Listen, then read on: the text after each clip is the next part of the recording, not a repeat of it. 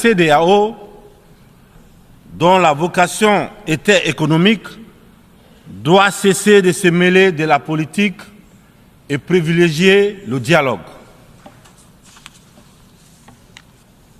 Nous, Africains, nous sommes fatigués, épuisés des catégorisations dans lesquelles les uns et les autres veulent nous mener et surtout veulent nous cantonner. La population de l'Afrique est jeune. Elle n'a pas connu la guerre froide.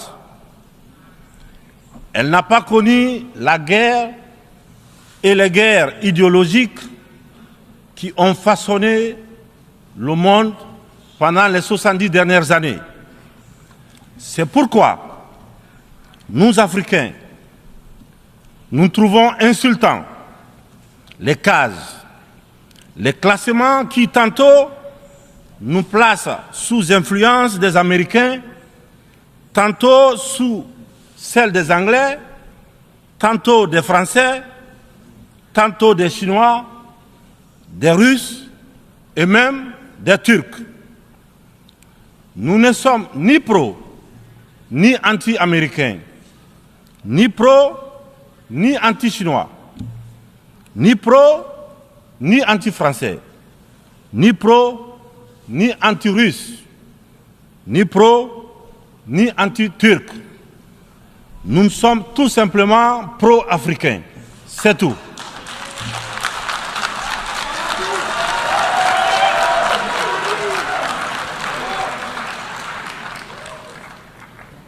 Nous mettre sous la coupe de telle ou telle puissance est une insulte, du mépris, du racisme vis-à-vis d'un continent de plus d'1,3 milliard de personnes.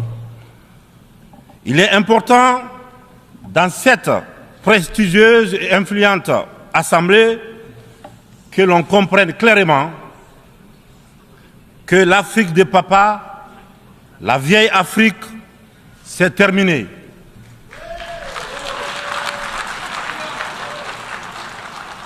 Avec une population de plus d'1 milliard d'Africains, dont environ 70% de jeunes totalement décomplexés, des jeunes ouverts sur le monde et décidés à prendre en main leur destin. Il est venu le moment de prendre conscience que les structures, les règles issues de la Seconde Guerre mondiale, en l'absence de nos États qui n'existaient pas encore, sont obsolètes. C'est la fin d'une époque déséquilibrée, injuste, où nous n'avons pas droit au chapitre. C'est le moment de prendre en compte nos droits, de nous donner notre place, mais aussi et surtout le moment d'arrêter de nous faire de la leçon, de nous prendre de haut, d'arrêter de nous traiter comme des enfants. Rassurez-vous, rassurez-vous, nous sommes suffisamment grands pour savoir ce qui est bien et ce qui est bon pour nous.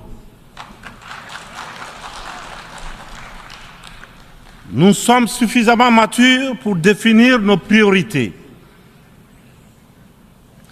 pour concevoir notre modèle qui corresponde à notre identité, à la réalité de nos populations, à ce que nous sommes tout simplement. Nous vous serions fort reconnaissants de nous faire confiance et de nous laisser mener notre barque comme vous l'avez permis dans certaines régions du monde. Vous l'avez permis en Asie, en Proche et Moyen-Orient, pour ne citer que cela.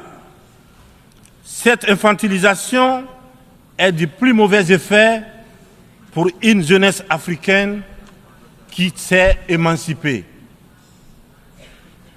Dans ce contexte, nous sommes tous interpellés. et appelée à procéder à une meilleure analyse de la situation en vue d'initier et de poursuivre de nouvelles politiques au bénéfice de tous. La communauté internationale doit regarder l'Afrique avec les yeux neufs.